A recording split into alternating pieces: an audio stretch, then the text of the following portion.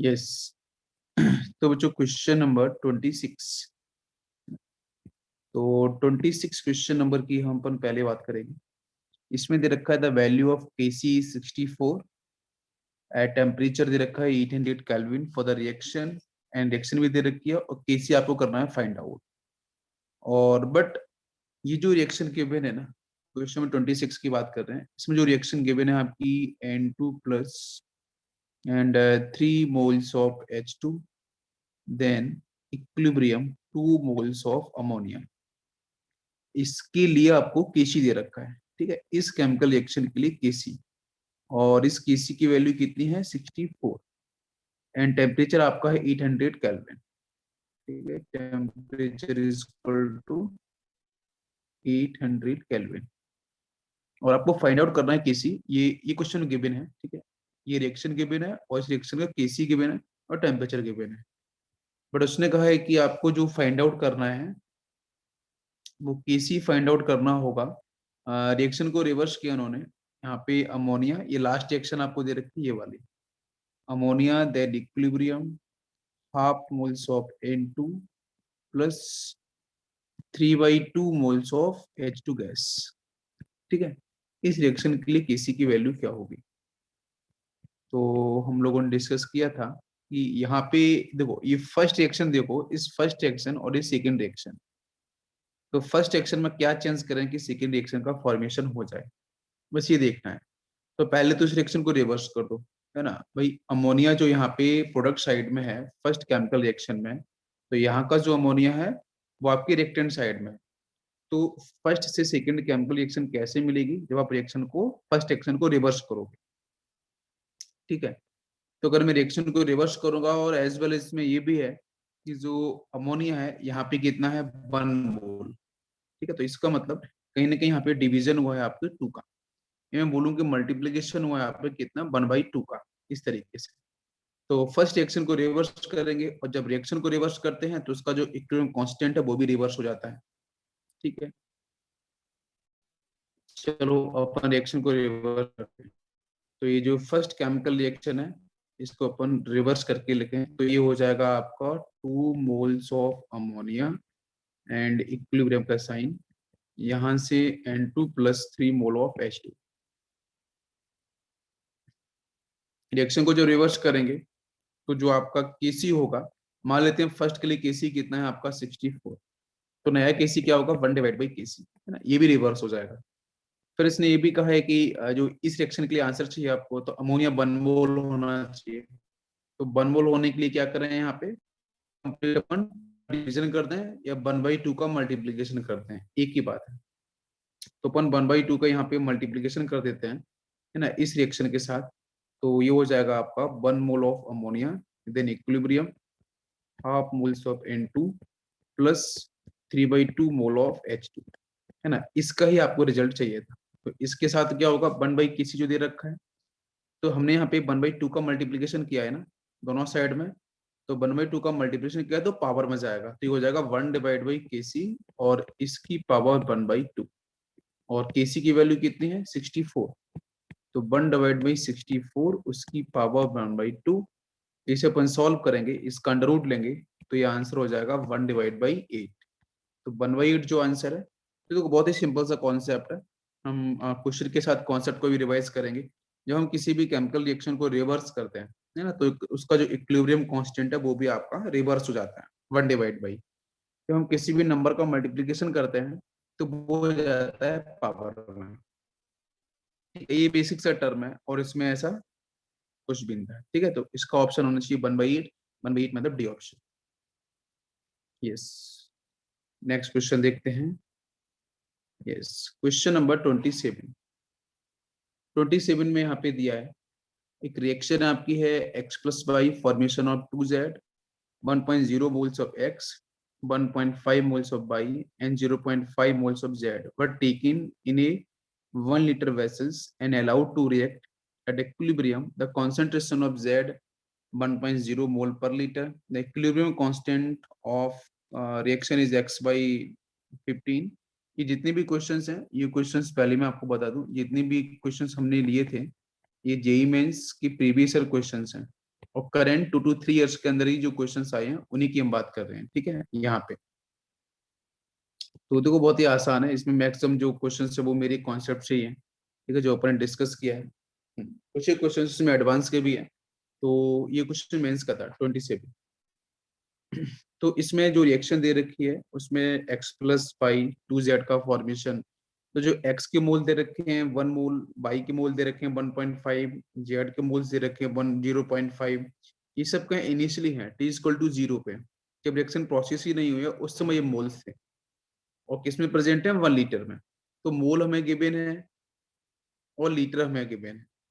तो मोल और litre given होने से आपको समझ में आ जाएगा अभी कि कॉन्सेंट्रेशन निकल के आ जाएगा, क्योंकि लास्ट में क्या है, उसने कहा है कि इक्विलिब्रियम पे पहुंचते समय, जब रिएक्शन इक्विलिब्रियम में पहुंची है तो उस समय इसका जो जेड का जो कॉन्सेंट्रेशन है वो 1.0 मोल पर लीटर हुआ है, ठीक है। तो हमें कहीं ना कहीं ऊपर जो गिवन मोल्स थे और प्रेजेंट इन 1 लीटर, इससे हम कॉन्सेंट्रेशन निकालेंगे, बिकॉज सारे के सारे टर्म एक ही कॉन्सेप्ट में होने चाहिए।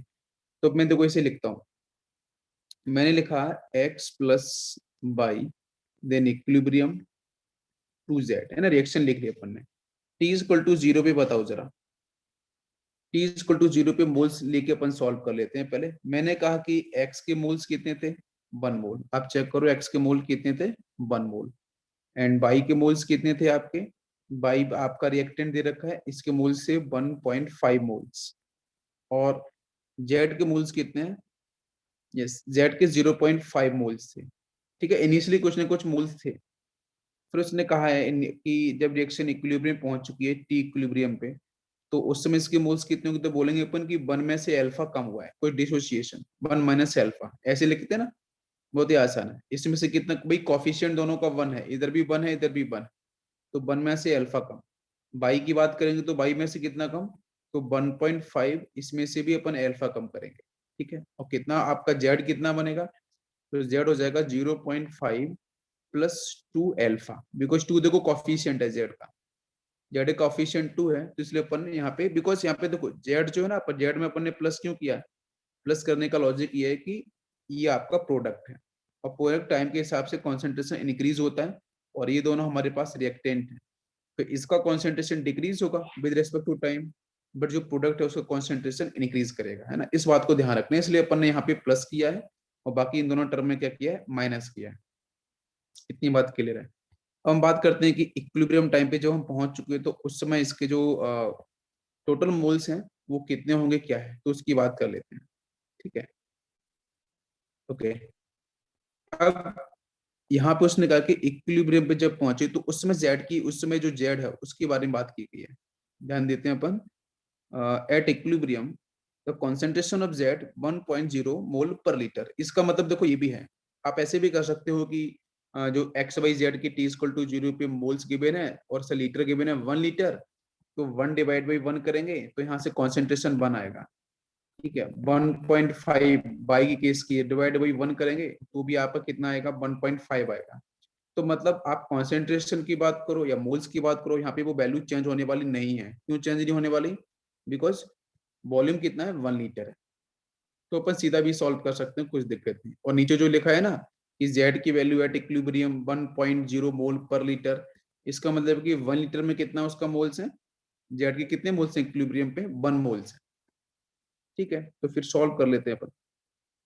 तो लिख देते हैं जेड के टर्म में 0.25 प्लस 2 अल्फा, इसकी वैल्यू क्वेश्चन में दी है उसने कितना, 1, ठीक है, 1 मोल पर लीटर। ये जेड के टर्म की बात कर रहा हूँ, जेड, ठीक है। तो यहाँ से अल्फा निकल के आ जाएगा 0.25 अपन 1 माइनस कर देंगे, 1 माइनस 0.25, और बाकी 2 से अपन डिवाइड करेंगे, तो ये यहाँ से जो अल्फा होगा ये आ जाएगा समथिंग 0.25, ठीक है।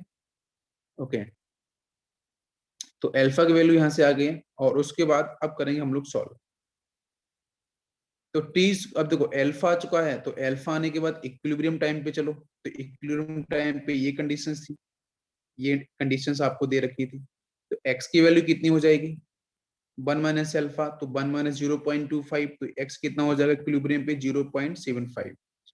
एज वेल एज बाई की बात कर लेते हैं, तो बाई कितना हो जाएगा, बाई हो जाएगा 1.5 माइनस अल्फा मतलब 0.25, ये माइनस करेंगे, ठीक है। तो बाई की वैल्यू कितनी हो जाएगी, 1.5 में से 0.25, तो ये 1.25, यस 1.25 ये बाई की वैल्यू हो जाएगी।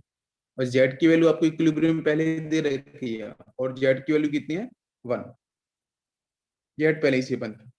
तो अब यहाँ से के इक्विलिब्रियम हम फाइंड आउट कर सकते हैं, यस। तो K equilibrium is equal to, product आपका z है, तो z उसका कॉफिशिएंट 2 है, तो पावर में 2 चला जाएगा, डिवाइड बाई नीचे x का कॉफिशिएंट 1 है, तो पावर 1 रहेगा, 1 का मतलब कुछ भी नहीं, देन आपका बाई एट इक्विलिब्रियम z की वैल्यू कितनी थी, 1, पहली क्वेश्चन थी। x की वैल्यू हम लोगों ने फाइंड आउट करी 0.75, यस 0.75, मल्टीप्लीकेशन बाई की वैल्यू कितनी है, 1.25, ठीक है। इसका अपन मल्टीप्लीकेशन करते हैं और यहाँ से आपको आंसर मिलेगा, ओके। अच्छा, क्वेश्चन में कुछ और इन्फॉर्मेशन थी ऐसी, नहीं थी,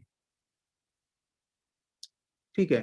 तो फिर यहाँ से जो भी है वो x/15 के टर्म में बताना है ना, x/15, x/15 के टर्म में बताना है कि वो आंसर कितना हो, बिकॉज उसने कहा भी है, अगर आप यहाँ पे देखो ध्यान से, थोड़ा सा मैं इसे यहाँ से निकालता हूँ। हाँ, उसने कहा कि equilibrium constant of the reaction x/15, the value of x, x की वैल्यू आपको बतानी है, तो ठीक है, इसके हम इक्वल कर देते हैं x/15। अब ठीक है, तो x की वैल्यू यहाँ से पता चलेगी, तो 15 को अपन इधर शिफ्ट कर देते हैं ना, 15 को इधर शिफ्ट कर देते हैं, x को ही रखते हैं, तो x इज इक्वल टू कितना हो जाएगा, x is equal to 15 divide by 0.75 and multiply 1.25, ठीक है। इसी से अपन कैंसिल कर देते हैं, यहाँ पे कितना 0.5 के अराउंड, और बाकी इससे मल्टीप्लाई करेंगे तो ये कितना आ जाएगा, ये आ जाएगा x इक्वल टू 16 के नियर अबाउट आंसर आपको मिलेगा, ठीक है। तो x की वैल्यू कितनी आ रही है, 16।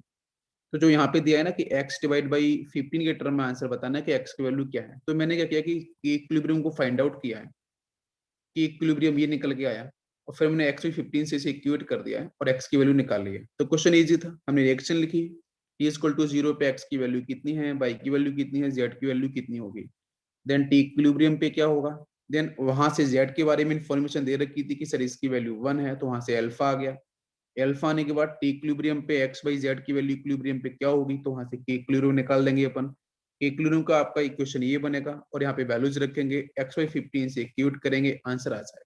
देखो बहुत ही आसान सा क्वेश्चन ये भी था। नेक्स्ट क्वेश्चन लेते हैं, क्वेश्चन नंबर 28, यस। तो 28 तो बहुत ही आसान सा क्वेश्चन था। 28 में था, in the figure shown below reactant A represent by square, जो स्क्वायर बने हुए डायग्राम में वो सब रिएक्टेंट ए को रिप्रेजेंट कर रहे हैं, ठीक है। ए इज ए रिएक्टेंट लिख लिया अपन ने, फिर उसने कहा है कि इक्विलिब्रियम पे हुआ है एंड प्रोडक्ट बी, ए से बी, ठीक है। अकॉर्डिंग टू क्वेश्चन ए आपका यहाँ से रिएक्टेंट है और बी आपका प्रोडक्ट है। फिर कहा है कि बी का जो रिप्रेजेंटेशन है वो सर्कल से है, ठीक, द इक्विलिब्रियम कांस्टेंट, कुछ ये नंबर्स को काउंट करना था, है ना, कि कितने नंबर्स आपके एक्स के हैं, बी के नंबर्स हैं, कितने नंबर्स ए के हैं।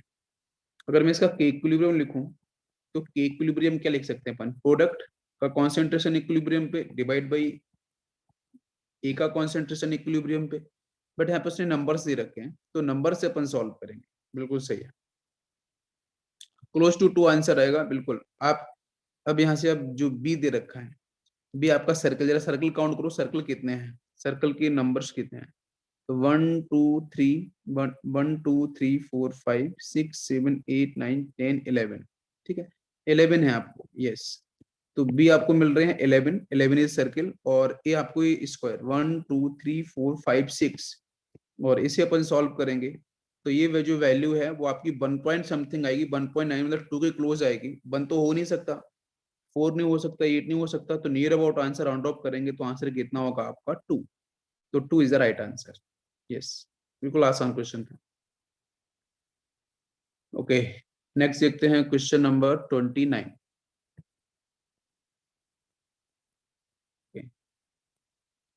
क्वेश्चन नंबर 29,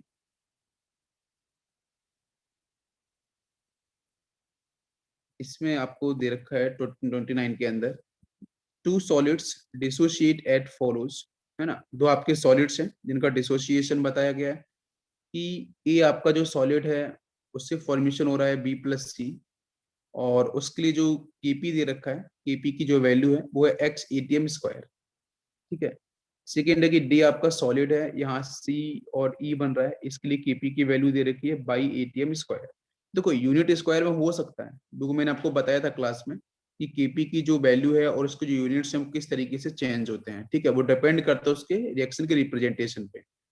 अच्छा, अब इसमें ये कहा है कि ए आपका सॉलिड है, तो सॉलिड की वजह से कोई प्रेशर होता नहीं है, आप कैंसिल कर दो। जो भी प्रेशर होगा वो किसकी वजह से होगा, गैस की वजह से। ठीक है, दिस इज इंपॉर्टेंट। तो कहा इसने कि total pressure when both the solids dissociate simultaneously, अगर दोनों एक साथ डिसोशिएट होंगे तो उस केस में आंसर क्या होगा, ये क्वेश्चन आपसे पूछा गया है। यस, तो देखते हैं हम लोग। Yes. तो प्रेशर सिर्फ किसकी वजह से होगा, गैस की वजह से, है ना, इस बात को ध्यान रखना। सॉलिड की और लिक्विड की वजह से प्रेशर होता नहीं है इस चैप्टर के अंदर।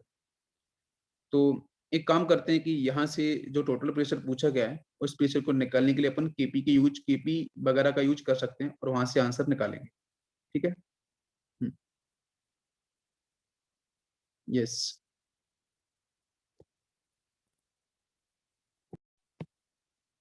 ओके, तो पहले तो जो रिएक्शन दे रखी है उस रिएक्शन को आप पहले प्रॉपर वे में लिख लो, है ना, लिखने से आपको समझ में आएगी। मैंने लिखा कि रिएक्शन है ए आपका यहाँ पे सॉलिड है, उसको निकाल दिया मैंने, देन सिंगल एरो दे रखा है, देन बी प्लस सी, बी और सी गैस है। बिकॉज ऑफ ए की वजह से कोई प्रेशर नहीं होगा, आप इसे कैंसिल पहले ही कर दो। तो टी इक्वल टू जीरो पे जो भी प्रेशर होगा या इक्विलिब्रियम पे जो भी प्रेशर होगा, ऐसा कुछ नहीं बोल रहा है इसने कि इक्विलिब्रियम वगैरह कुछ भी आ रहा है, बट उसने कहा कि ठीक है प्रेशर होगा, तो मान लेते हैं कि प्रेशर फर्स्ट रिएक्शन है, ये रिएक्शन नंबर फर्स्ट है। यहाँ पे प्रेशर मान लिया अपन ने P1 है, और जो आपको सी दे रखा है, सी का प्रेशर कितना होगा, और सी आपको ना दोनों रिएक्शन में दे रखा है। अगर आप चेक करो, फर्स्ट केमिकल रिएक्शन के अंदर भी सी दिया था प्रोडक्ट, और सेकंड केमिकल रिएक्शन के अंदर भी सी प्रोडक्ट है।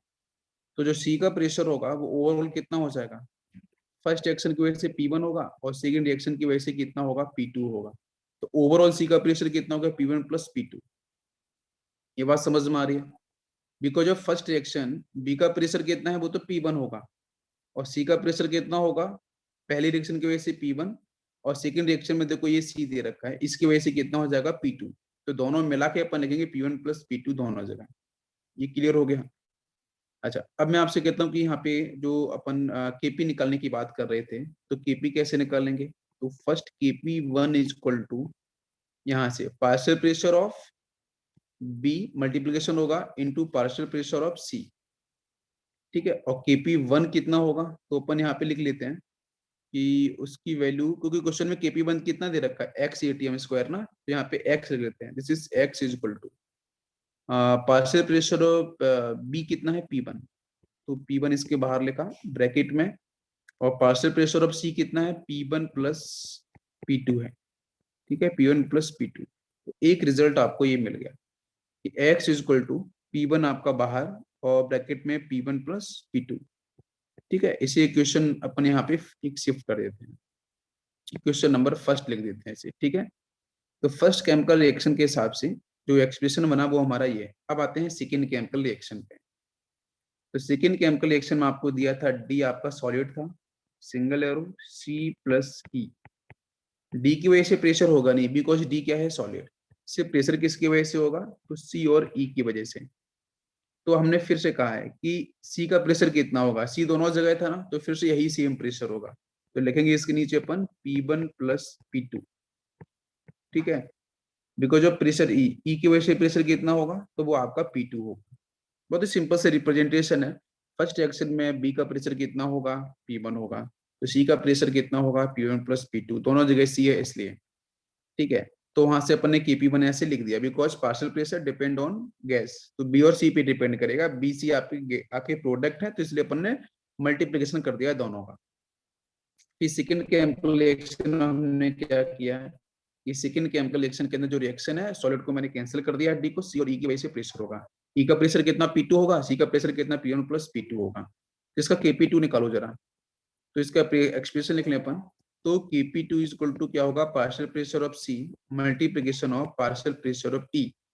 तो पार्शियल प्रेशर ऑफ सी जरा मुझे बताओ कितना है, सी का P1 प्लस P2, यस, तो यहाँ से करेंगे P1 प्लस P2 और बंद करेंगे ब्रैकेट में पार्शियल प्रेशर ऑफ ई की वजह से कितना पार्शियल प्रेशर आ रहा है, ये आपको मिल रहा है कितना P2। यस, और इज इक्वल टू कितना हो जाएगा, क्वेश्चन में दे रखा है उसने बाई ना। यस, तो अपन उसे बाई लिखेंगे। तो इस तरीके से इक्वेशन नंबर सेकंड बन चुकी है। हम क्या करेंगे, एडिशन, बिकॉज रिजल्ट में कुछ एडिशन के बारे में कुछ ऐसी इंफॉर्मेशन है, तो आप आफ्टर एडिशन, तो जब दोनों एक साथ होंगे तो वहां पे अपन करेंगे फर्स्ट और सेकेंड केमिकल रिएक्शन का भी एडिशन। फर्स्ट और सेकेंड केमिकल रिएक्शन जो हमें बनी है यहाँ पे स्टेप, उसका अपन एडिशन कर देते हैं। तो एडिशन करेंगे तो ये हो जाएगा आपका x plus y is equal to P1 bracket में P1 plus P2 then plus यहाँ से P2 ब्रैकेट में P1 प्लस P2। ठीक है, ये एक्सप्रेशन पूरा बनेगा। अब P1 का हम दोनों यहाँ पे P1 का मल्टीप्लाई करेंगे, यहाँ पे अंदर P2 का मल्टीप्लाई करेंगे और बनेगी बच्चों यहाँ से क्वाड्रेटिक इक्वेशन। ठीक है, और क्वाड्रेटिक इक्वेशन जो बनेगी वो कुछ ऐसी आएगी आपकी, P1 प्लस P2 इसका होल स्क्वायर निकल के आएगा, वो आ जाएगा P1 square plus P2 square plus 2P1 P2, इस तरीके से वो हो जाएगा P1 प्लस P2 का होल स्क्वायर इक्वल टू यहाँ से आपका x प्लस पाई। अब यहाँ पे स्क्वायर तो अंडर रूट लिख सकते हैं, तो यहाँ से मैं स्क्वायर को क्या करता हूँ, रिलीज कर देता हूँ। ये स्क्वायर को यहाँ से निकाल दो और यहाँ पे लगा दो आप इसके सामने अंडर रूट, तो x प्लस वाई का अंडर रूट आपको मिल जाएगा। ये तो P1 प्लस P2 है। पर टोटल प्रेशर की बात करेंगे तो टोटल प्रेशर में क्या क्या अपन टर्म यूज करने में, तो टोटल प्रेशर एक तो B था, एक C था, और रिएक्शन के अंदर C है, यहाँ पे E है। टोटल आप पे कौन कौन से हो गए हैं, तो B, C और E। तो इन तीनों की वजह से प्रेशर क्या होगा, तो अगर मैं बोलूंगा यहाँ से कि सर टोटल प्रेशर बताओ, तो टोटल प्रेशर होगा partial pressure of C plus partial pressure of B plus partial pressure of E. इन तीनों गैसों के पार्शियल प्रेशर को अपन ऐड करेंगे तो टोटल प्रेशर निकल के आ जाएगा। ठीक है, इतना क्लियर हो गया। अब इन तीनों के जो पार्शियल प्रेशर हैं वो देखो ऊपर दे रखे थे कि भाई पीसी का पार्शियल प्रेशर कितना है, वो ये दे रखा था। पार्शियल प्रेशर ऑफ बी कितना होगा, P1 है। पार्शियल प्रेशर ऑफ सी यहाँ पे ये है। पार्शियल प्रेशर ऑफ ई कितना है, P1 प्लस C2। तो मैं सभी को ऐड करूंगा तो P1 plus P2 plus P1 plus P2 एक एक टर्म है, तो P1 प्लस P1 आपको 2P1, तो ऐसा कुछ मिलेगा आपको। यहाँ से मैं थोड़ा सा ऊपर लिखता हूँ इसे। यस, यहाँ से थोड़ी मैं स्पेस लेता हूँ। ये स्टेप समझ में आ रही है ना, कि पहले स्टेप में हमने क्या किया है ना, सेकेंड स्टेप में क्या किया, फिर हमने यहाँ से जो P1 प्लस P2 है वो कैसे फाइंड आउट किया, और टोटल प्रेशर कैसे निकालेंगे, जो तीनों गैस की वजह से जो प्रेशर होगा है ना, उसकी बात कर रहे हैं अपन। तो टोटल प्रेशर को ना मैं ऊपर लिख देता हूँ इधर। तो ये आपका बन जाएगा यहाँ से P1 plus P2 because of C, and एक P1 प्रेशर होगा और एक P2 होगा। ठीक है, इसको ऐड किया अपन ने, यही आपका होगा टोटल प्रेशर। तो P1 ये है, एक P1 ये है, तो ये हो जाएगा 2P1, P2 ये है, P2 ये है, 2P2, तो 2 कॉमन आ जाएगा, तो यहाँ से partial pressure PT is equal to क्या आ जाएगा, PT इज इक्वल टू आ जाएगा 2 ब्रैकेट P1 प्लस P2। और P1 प्लस P2 की वैल्यू कितनी आ रही थी, देखो under root x plus y, तो PT इज इक्वल टू आ जाएगा यहाँ पे under root x plus y. ठीक है, इस तरीके से। तो ये ऑप्शन कौन सा है वो अपन टिक करेंगे। तो देखते हैं अपन, यहाँ पे आपका ऑप्शन कौन सा है, 2 bracket under root x plus y, answer is B. तो हमने क्या किया, फर्स्ट केमिकल रिएक्शन उसका डिसोसिएशन लिखा। हमने आपको क्लास में सिखाया है बहुत अच्छे से, है ना, डिसोसिएशन कैसे लिखते हैं अगर सॉलिड और गैस आते हैं, है ना। उसके लिए Kp1 निकालेंगे फर्स्ट रिएक्शन के लिए, सेकंड रिएक्शन के लिए Kp2 निकालेंगे। देन उसके बाद अपन क्या करेंगे, P1 plus P2 find out करेंगे। और टोटल प्रेशर का जो टर्म है PT का वो कैसे लिखा जाएगा, वो अपन ने लिखा। और P1 प्लस P2 को रिप्लेस किया अपन ने under root x plus y के साथ। तो ये कुछ एक्सप्रेशन है, ये सिर्फ और सिर्फ डेरिवेशन है। इसलिए क्लास के अंदर मैंने बहुत सारे कॉन्सेप्ट के डेरिवेशन में इसलिए कराता हूँ, डेरिवेशन कराने से आपको लॉजिक समझ में आएगा, बिकॉज यहाँ कोई फॉर्मूला तो नहीं है। बिकॉज डेरिवेशन अगर आपको समझ में आएगी कैसे अपन स्टेप करते हैं, तो वहां से क्वेश्चंस आप कर सकते हो। यस, क्लियर हुआ अभी। चलो नेक्स्ट लेते हैं क्वेश्चन नंबर 30। क्वेश्चन नंबर 30 में है, in a chemical reaction A plus 2B formation of 2C plus D, the initial concentration of B 1.5 times of initial concentration of A but the equilibrium concentration of A and B were found to be equal.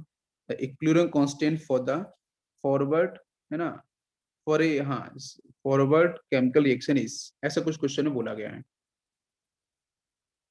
Okay, देखते हैं तो फिर कैसे करें। Reaction आपको दे रहे कि A+2B formation of 2C+D, और ठीक है, इसके अलावा और कुछ इन्फॉर्मेशन है, एक बार देख लेते हैं ऊपर। नहीं, बाकी तो ऑप्शंस हैं। ठीक है, तो क्वेश्चन 30 में इतना आपको दे रखा था। ठीक, तो अब इस क्वेश्चन नंबर 30 में ना पहले रिएक्शन लिख लो आप, क्योंकि रिएक्शन लिखने से ना आधा काम हो जाता है। रिएक्शन हम अपन पहले लिख लेते हैं। रिएक्शन आपकी गिवन है यहाँ से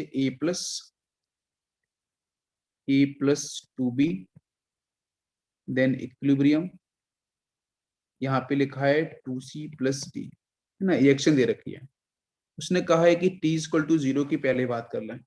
इस रिएक्शन में टी, बहुत से बच्चों को लिखना नहीं आता है ना, उसी को T=0 पे बताओ ए का कॉन्सेंट्रेशन कितना है। उसने कहा कि initial concentration of B 1.5 times of initial concentration of A. Okay, but the equilibrium concentration of A और B found to be equal, the equilibrium constant की, तो ऐसा करके, तो देखो एक बात यहाँ समझ में आएगी। आप ऐसा करो कि जो B का कॉन्सेंट्रेशन है वो 1.5 टाइम्स है A की कॉन्सेंट्रेशन से, तो A का कॉन्सेंट्रेशन कितना लिया जाए। तो मैंने ना आपको एक तरीका सिखाया था कि आप एक काम करो कि यहाँ पे जो, क्योंकि यहाँ पे जो रिएक्शन प्रोसेस करी जा रही है वो बी से प्रोसेस करी जा रही है, क्योंकि उसने कहा है ना इनिशियल कॉन्सेंट्रेशन बी से शुरू कर रहे हैं, तो बी का भी कॉफिशिएंट कितना है, बी का कॉफिशिएंट कितना है 2। हाँ हाँ, ओके ओके ओके, ठीक है। तो बी का कॉन्सेंट्रेशन कितना है, बी का कॉन्सेंट्रेशन अभी, हाँ, बी का कॉफिशिएंट कितना है 2, तो बी के कॉफिशिएंट को 1 बना लो। अगर बी का कॉफिशिएंट 1 हो जाएगा तो ए का कॉफिशिएंट कितना होगा आपका 1, तो 1/2। तो बेटर कि आप इस तरीके से सॉल्व करो, या फिर ठीक है अगर डायरेक्ट आपको सॉल्व करना तो वैसे करो ट्वाइस करके, वो भी ठीक है। तो एक्शन लिखिए अपन ने A+2B, देन इक्विलिब्रियम 2C+D। मैंने कहा कि T=0 पे मैं लिख सकता हूँ T=0 पे इसका कॉन्सेंट्रेशन, ए का कॉन्सेंट्रेशन कितना, तो अपन 2 ले लेते हैं, तो बी का कॉन्सेंट्रेशन कितना होगा 3। वो 1.5 लिखा है ना, तो 1.5 टाइम्स वो 2 ऊपर कॉफिशिएंट है, तो 1.5 इंटू 2 करेंगे तो आपको 3 मिल जाएगा। ठीक है, ऐसे भी लिख सकते हो आप कि सपोज मैंने मतलब स्टेप बाय स्टेप फॉलो करें, तो मैंने ऐसा कर दिया कि जो बी का कॉन्सेंट्रेशन 1.5 टाइम्स ऑफ ए, ए का कॉन्सेंट्रेशन अपन ने सपोज 2 लिया, कि आपको और भी नंबर ले सकते थे, 2 मैंने क्यों लिया, बिकॉज में 2 का डिवीजन करेंगे तो यहाँ पे एक तरीके से नंबर मिल जाता है। तो अभी सिर्फ ये ध्यान रखो ए का कॉन्सेंट्रेशन अपन ने अगर 2 लिया है तो ये कितना होगा उसका 1.5 टाइम्स। ठीक है, 2 लेने के पीछे रीजन क्या है कि बी का कॉफिशिएंट 2 था, बस ये दोनों कितने होंगे अभी 0 0। टी इक्विलिब्रियम पे ये कितना हो जाएगा, 2 में से कितना कम हुआ है x सपोज, तो ये कितना हो जाएगा 3 - 2x। ठीक है, और यहाँ से कितना होगा आपका ये 2x फॉर्मेशन, यहाँ से x कॉफिशिएंट 2 है सी का, इसलिए 2x। तो उसने कहा कि क्वेश्चन के अंदर आप ध्यान दो कि कॉन्सेंट्रेशन इक्वल है किसके, ए और बी के, इक्विलिब्रियम पे कॉन्सेंट्रेशन ए और बी के इक्वल है, मतलब ए और बी ये, तो मैं इक्वल है तो इनको इक्वेट कर देता हूँ, तो 3 - 2x is equal to 2 - x। तो यहाँ से x की वैल्यू आ जाएगी, तो x इज इक्वल टू यहाँ से आ जाएगा 1। तो x की वैल्यू 1 आपको मिल गई है। अगर x की वैल्यू 1 आ गई है तो फिर देखो ये टर्म सॉल्व हो जाएंगे। d कितना हो जाएगा 1, है ना, c कितना हो जाएगा 2 इंटू एक्स, 2 इंटू मतलब 1, तो ये 2 हो जाएगा। 3 - 2 इंटू 1, तो यहाँ से 1 मिलेगा। ठीक है, यहाँ से 2 - x, 2 - 1 करेंगे तो ये 1 मिलेगा। तो मतलब टी इक्विलिब्रियम पे मुझे सभी के कॉन्सेंट्रेशन पता चल गए, तो केसी निकालना हमारे लिए इजी होगा। ठीक है, एक्स निकलते ही आपका यहाँ से केसी फाइंड आउट हो जाएगा। तो केसी इज इक्वल टू क्या लिखेंगे अपन, सी की पावर 2, सी की पावर 2 मतलब 2 की पावर 2, क्योंकि सी अभी 2 हो गया है। डी की पावर 1 होगा तो 1 की पावर 1 इट इज नथिंग, कोई चेंज नहीं, डिवाइड बाई नीचे क्या होगा, ये बी की वैल्यू 1 आ रही थी और ए की वैल्यू भी 1 आ रही थी, तो बी के टर्म में क्या होगा 1 की पावर कितना 2, यस, तो कॉफिशिएंट 2 है बी का इसलिए, और बाकी यहाँ पे 1।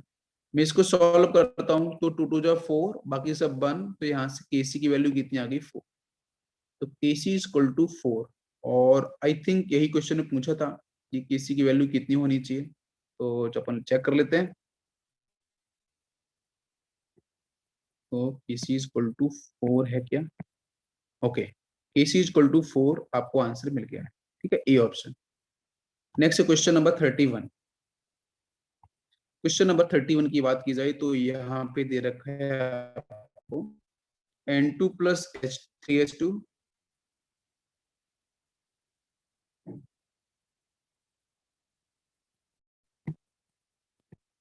ओके। क्वेश्चन 31 को अगर हम रीड करें ध्यान से, तो यहाँ पे N2 प्लस 3H2 formation of 2 moles of ammonia, ठीक है। बाकी उसने कहा कि equilibrium constant of the above reaction is Kp, ठीक है, Kp बिल्कुल।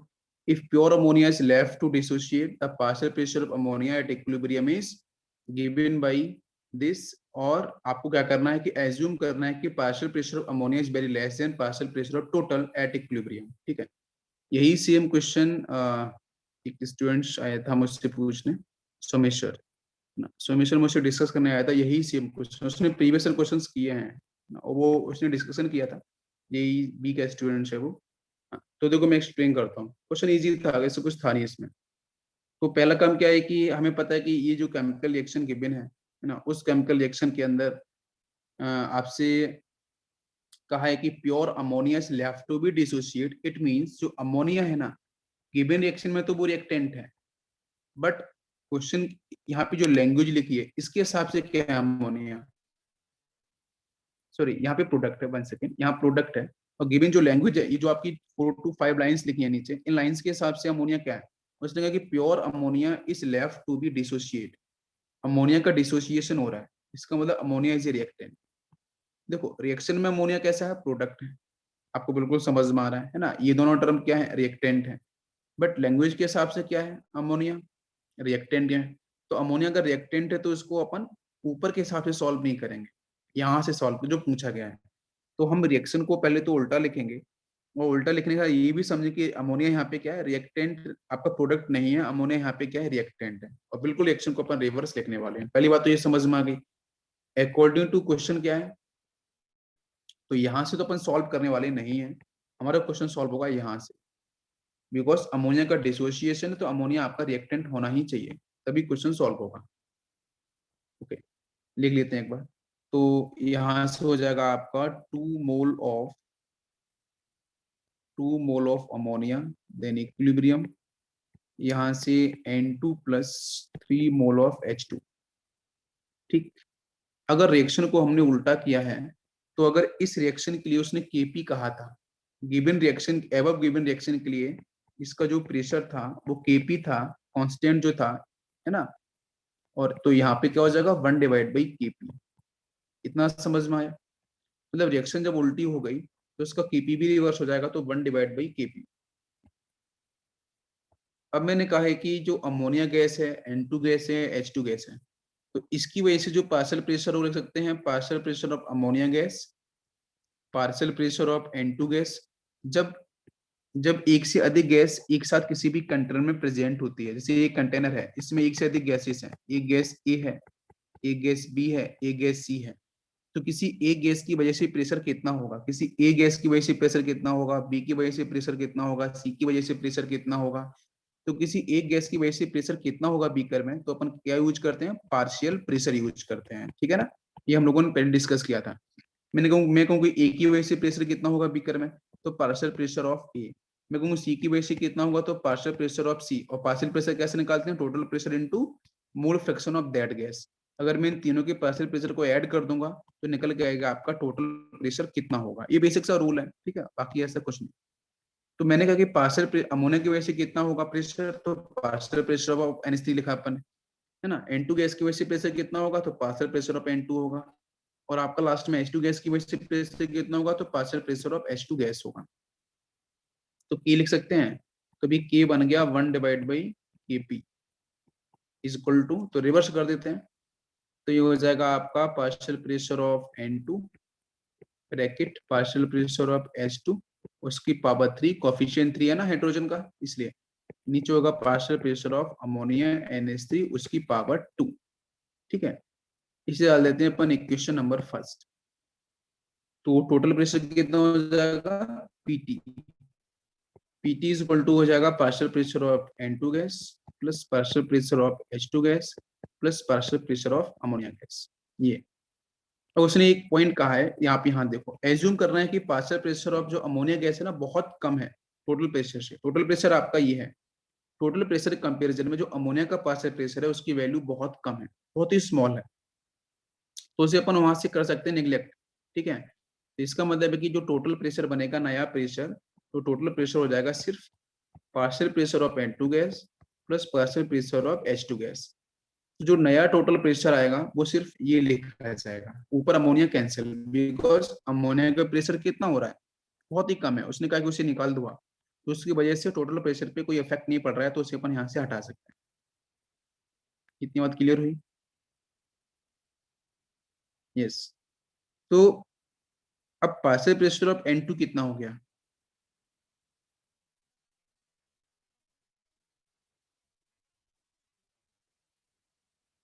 तो नया आपका पार्शियल प्रेशर ऑफ N2s निकालना पड़ेगा।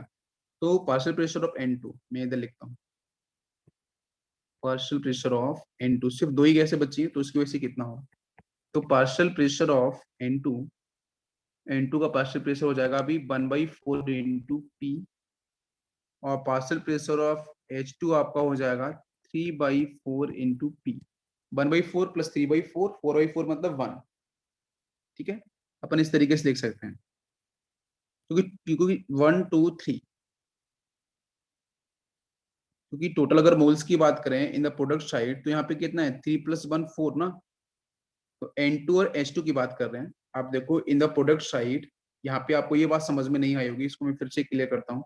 In the product side, product side में N2 के मोल्स कितने हैं, 1, H2 के मोल्स कितने हैं, 3। रिएक्शन बैलेंस है आपकी पहले से, तो टोटल मोल्स कितने हो गए, 3 + 1 4 मोल्स। अमोनिया कर देना है पहले कैंसिल, क्योंकि इसकी वजह से कुछ अभी होने वाला नहीं है, बिकॉज क्वेश्चन में ऐसी लाइन लिखी है उसने कि पार्शियल प्रेशर ऑफ आपका जो अमोनिया बहुत कम है पार्शियल प्रेशर ऑफ टोटल से, टोटल प्रेशर से। तो सिर्फ प्रेशर होगा N2 और H2 की वजह से। तो N2 गैस का अपन कैसे लिखें, 1 मोल से इसका, तो 1/4 इंटू पी, मान लेते हैं पी प्रेशर है। और H2 गैस का कितना होगा, 3/4 इंटू 3 मोल से ना H2 के, 3/4 इंटू पी, इतना लिखना आ गया। ओके, तो अब इक्वेशन फर्स्ट पे आ जाओ जरा। फर्स्ट इक्वेशन आपकी ये थी, हमने बनाई थी। फर्स्ट इक्वेशन के हिसाब से क्या होगा, तो 1/Kp इज इक्वल टू, तो 1/Kp इज इक्वल टू जाएगा 1/4 इंटू पी, इधर हो जाएगा 3/4 इंटू पी उसका क्यूब, डिवाइड बाई, नीचे होगा पार्शियल प्रेशर ऑफ अमोनिया और इसका आपका स्क्वायर। ठीक है, तो रिजल्ट रिजल्ट आपको जो चाहिए ना, वो रिजल्ट आपका यही है कि अमोनिया का जो डिसोसिएशन है ना, if pure ammonia is left to be dissociate the partial pressure of ammonia at equilibrium. Ammonia तो साथ में फिर लास्ट में रहेगा। हमने ये निकाल लिया है कि बिकॉज ऑफ H2 गैस और because of N2 and because of H2 and N2 gas आपका प्रेशर कितना होगा, तो 1/4 पी और 3/4 पी। और पी अमोनिया अपन चेंज नहीं करेंगे, बिकॉज वो तो निकालना है, तो उसको वैसे रखेंगे। ठीक है, इतनी बात क्लियर होगी। तो अमोनिया को ना अपन एक साइड शिफ्ट कर देते हैं, इसको इधर लेके आ जाते हैं, तो ये बन जाएगा आपका partial pressure of ammonia gas उसका square divide by Kp and equal to, यहाँ से हो जाएगा P/4, और ये हो जाएगा आपका, इसका क्यूब कर देते हैं, तो क्यूब करने पे कितना हो जाएगा, ये 3 का क्यूब, मतलब ये P³ डिवाइड बाई 4 का क्यूब और इंटू आपका 3 का क्यूब, है ना। कुछ इस तरीके से अपन लिखेंगे इसे, कुछ ये टर्म आपको देखने को मिलेगा। ठीक है, बाकी इसको लेंगे तो पार्शियल प्रेशर अमोनिया इसका square divide by Kp is equal to P की पावर टोटल कितनी हो जाएगी, 3 यहाँ पे है, 1 यहाँ पे है, 4 डिवाइड बाई 4 की पावर कितना, 4 इंटू आपका 3 की पावर 3। तो पार्शियल प्रेशर ऑफ अमोनिया निकालना है, तो यहाँ से ये पार्शियल अमोनिया आपको करना है फाइंड आउट। तो मैं इसको लिखता हूँ इस साइड में, थोड़ा सा डेरिवेशन वाला ये कॉन्सेप्ट है, अगर आपको थोड़ा डेरिवेशन के बारे में आइडिया है तो आप प्रॉपर से कर सकते हैं। ठीक है, वंस अगेन।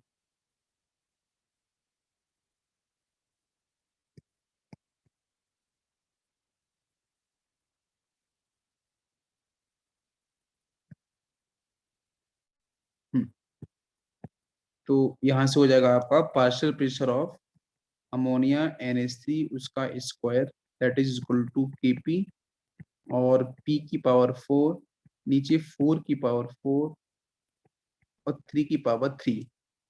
तो यहाँ से partial pressure of ammonia that is equal to square है तो इधर का अंडर रूट हो जाएगा इसके ऊपर, तो ये बन जाएगा आपका यहाँ से Kp डॉट P की पावर 4 एंड 3 है यहाँ पे 4 की पावर 4 की पावर 4 ये 4 था 4 और यहाँ पे 3 की पावर कितना है आपका 3 और इसकी होल हो जाएगा 1/2 है ना अंडर रूट के टर्म। तो मैं इसे लिखूंगा तो ये आपका हो जाएगा यहाँ से Kp उसकी पावर 1/2 डॉट P की पावर कितना हो जाएगा 4 है ना, तो वहां से हो जाएगा P की पावर 2 और Kp अपन लिख दिया तो 3 की पावर कितना हो जाएगा 3 की पावर 3/2 है ना, वो 1/2 से भी मल्टीप्लीकेशन होगा तो 3 की पावर 3/2 डिवाइड बाई 4 की पावर 4 है मतलब वो होगा 2 बचेगा मतलब 16 नीचे आएगा। ठीक है, तो ये आपका ऑप्शन मिल रहा है। तो पार्शियल प्रेशर ऑफ अमोनिया आपका ये आना चाहिए। तो चेक करो आप Kp की पावर यहाँ पे Kp की पावर 1/2 P की पावर 2 नीचे 16 आना चाहिए, तो वो ए और बी ऑप्शन में है, बट ए ऑप्शन के अंदर 3 की पावर 3/2 भी आना चाहिए, तो ए ऑप्शन इज करेक्ट। ठीक है, तो इस ढंग से क्वेश्चन आपका सॉल्व होगा, ए ऑप्शन करेक्ट। नेक्स्ट है question number 32। Yes, question number 32 को देखते हैं ना। तो 32 में गिवन है आपका ammonium thioalcohol, this is called thioalcohol SH, this is ammonium thioalcohol, इसे अपन बोलते हैं अमोनियम हाइड्रोक्साइड NH4OH। ऐसे ही होता है आपका NH4SH, ऑक्सीजन फैमिली से बिलोंग करता है सल्फर। ठीक है, ये थायोअल्कोहल है, ये आपका हाइड्रोक्साइड है, वो सिंपल अल्कोहल है, थायोअल्कोहल है सल्फर की वजह से। तो ये आपको दिया है। ठीक, बाकी क्वेश्चन में कहा है कि 5.1 ग्राम आपका ये और इंट्रोड्यूस हुआ है 3.0 litre evacuated vessels flask and temperature is question में दिया है इसने। ठीक, और 30% ऑफ सॉलिड डिकम्पोज हुआ है अमोनिया और H2S गैस में। द Kp ऑफ सॉलिड है तो इसकी वजह से बेटा पार्शियल प्रेशर कुछ भी नहीं आएगा, कैंसिल कर देना है ना। तो इसे सॉल्व करते हैं, तो यहाँ से आपको करना है फाइंड आउट कि Kp की वैल्यू क्या आएगी। तो पहले ना रिएक्शन लिख लो आप। रिएक्शन गिवन है NH4SH सॉलिड, इससे बन रहा है आपका अमोनिया गैस प्लस बन रहा है H2S गैस। तो इनिशियल मोल्स की बात कर लेते हैं, क्यों, क्योंकि क्वेश्चन में आपको ना इसकी ग्राम दे रखे हैं, तो ग्राम से पहले मोल्स निकाल देते हैं इसके। तो इसके मोल्स कितने आ जाएंगे, gram divide by molar mass. तो उसीलिए यहाँ पे ना मोलर मास ये सब आपको वैल्यू एटॉमिक मास दे रखे हैं सभी के। तो इसका इनिशियल मोल्स कितना होगा, ठीक है, इनिशियल मोल्स ऑफ NH4H ये हो जाएगा 5.1 डिवाइड बाई 51। ये मोलर मास आप निकाल लेना वहां से, तो 0.1 मोल्स आपको मिल जाएंगे T=0 पे। तो T=0 पे इसके इतने मोल्स हैं, बाकी दोनों 0 0 होंगे, तो 0.1 मोल आ गया है। गुड, तो अपन रिएक्शन को स्टार्ट करते हैं। T=0 पे इसके मोल्स कितने 0.1, ये कितना होगा 0 and 0। नेक्स्ट टी इक्विलिब्रियम पे पहुंचते हैं, तो टी इक्विलिब्रियम पे मोल्स कितना हो जाएगा 0.1 में से कम होगा आपका, बाकी इसने कुछ दिया 30% आपका डिसोसिएशन हुआ है 30% ना, तो 0.3 तो हो जाएगा 0.1 बाहर लिख सकते हैं ब्रैकेट में 1 माइनस 0.3 ऐसे लिख सकते हैं इसको। ये कितना होगा आपका 0.1 इंटू 0.3 अमोनिया, और ये कितना हो जाएगा, ये होगा 0.1 इंटू 0.3। अपन लिखते हैं ना कि सी ब्रैकेट C-C हमने वैसे ही लिखा है। ठीक है, वो कॉमन ले लिया है, अभी हमने C कॉमन ले लिया है, इनिशियल कॉन्सेंट्रेशन को कॉमन ले लिया है और कुछ नहीं किया है।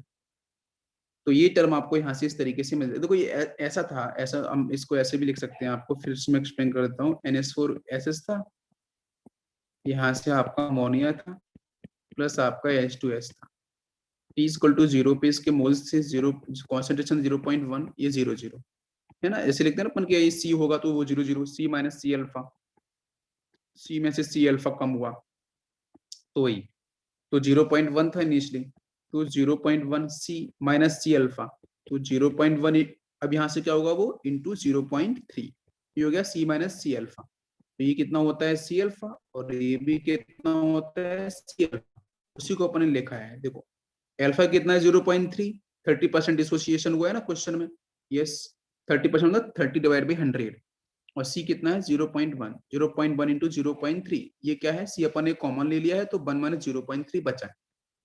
ये स्टेप समझ में आ गई, मैंने एक स्टेप आगे लिख दिया, आगे लिखा था इसलिए। तो अब यहाँ से आपके लिए केसी निकालना इजी होगा, बिकॉज केसी जो होगा वो सॉलिड पे डिपेंड नहीं करेगा, तो इसका मतलब NH4OH कैंसिल हो जाएगा, yes NH4SH cancel.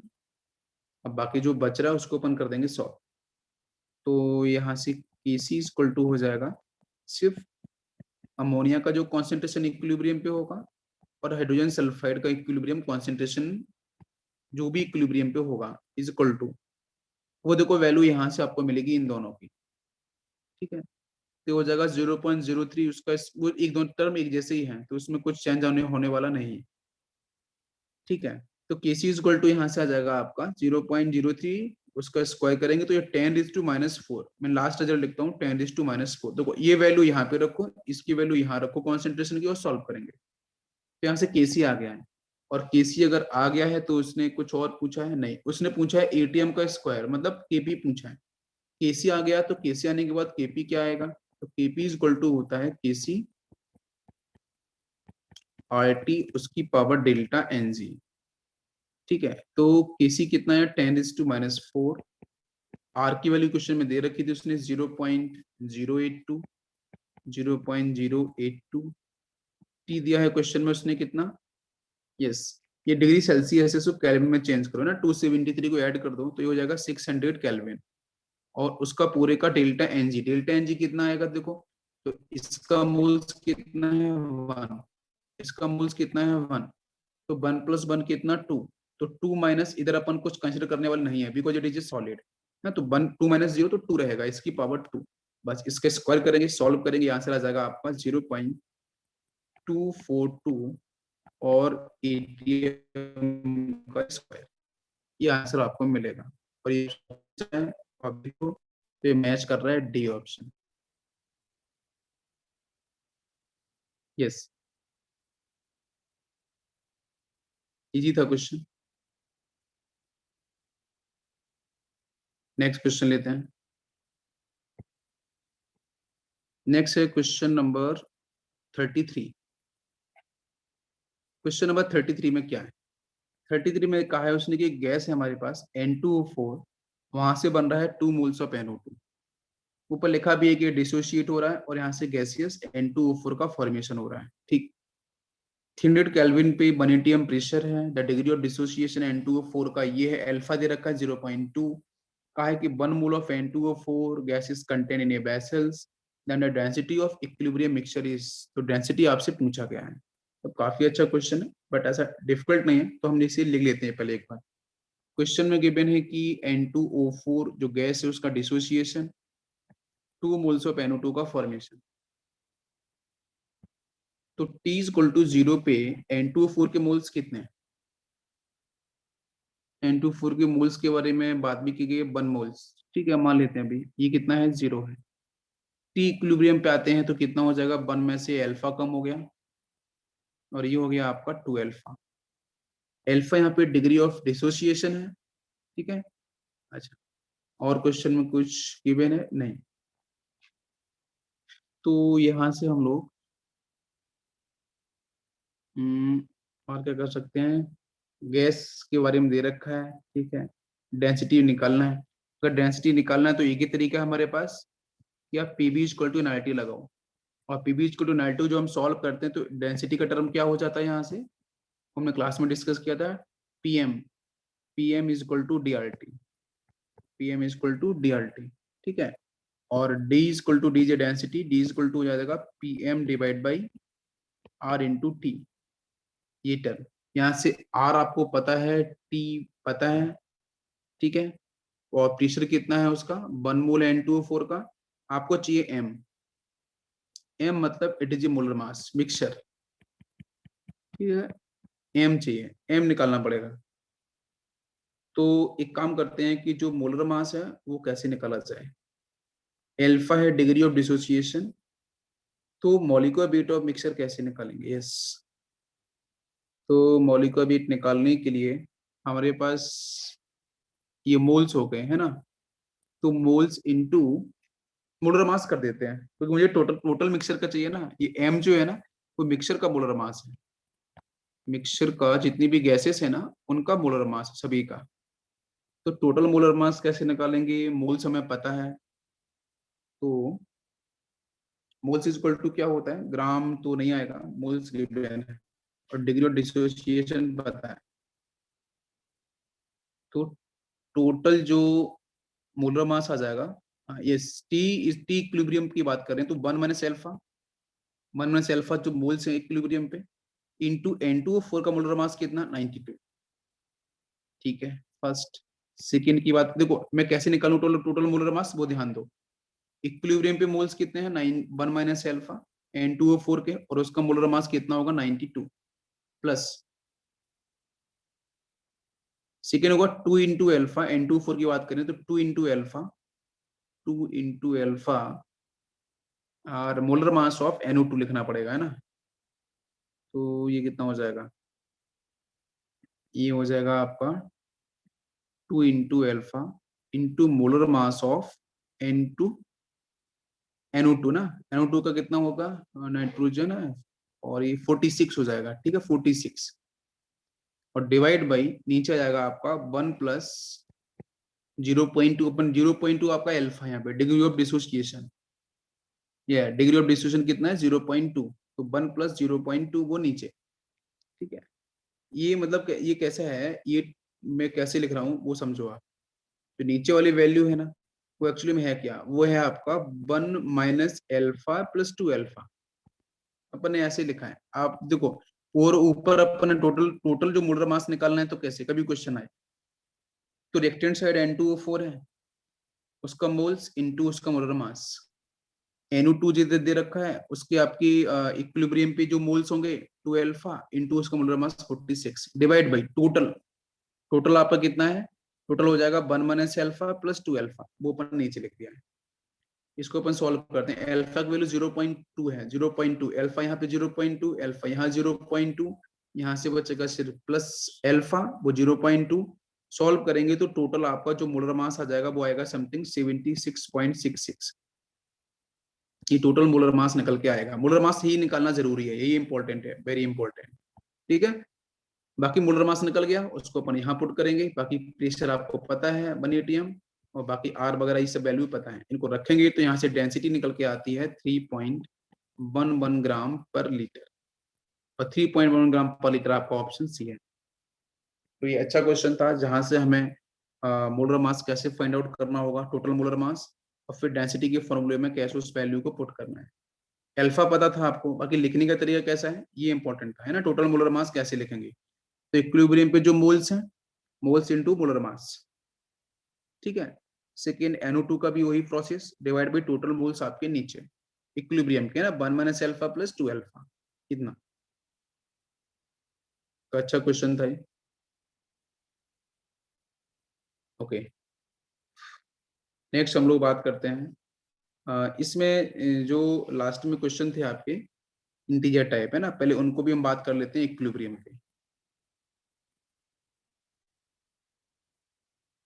Yes, integer type question हमने दे रखे थे, ये देखो 47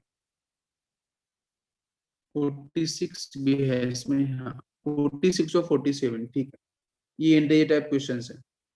तो मैं बात करता हूँ पहले 46 की, कितना आंसर आया आप लोगों का 46 का। Question 40, at a certain temperature in a 5 liter vessels 2 moles of a carbon monoxide 3 moles of chlorine allowed to reach equilibrium according to given reaction, at equilibrium 1 moles of CO is present, then Kc क्या होगा।